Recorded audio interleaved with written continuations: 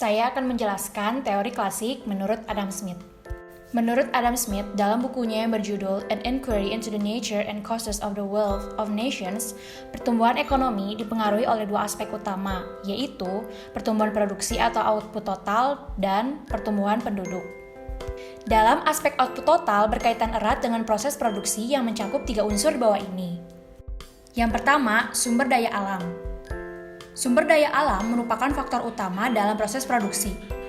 Dalam hal ini, pemanfaatan sumber daya alam secara maksimal sangat harus dilakukan. Selain itu, tentu juga harus memerhatikan aspek-aspek yang penting, seperti mencari alternatif sumber daya alam lain yang bisa dimaksimalkan potensinya.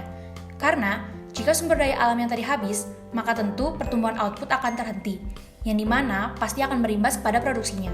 Yang kedua, sumber daya manusia.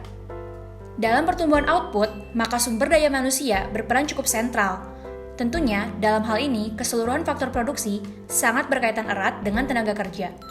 Anda memiliki jumlah sumber daya alam yang berlimpah, namun tidak memiliki sumber daya manusia yang mumpuni, maka tentunya akan menghambat pertumbuhan output itu sendiri. Yang ketiga, persediaan barang modal.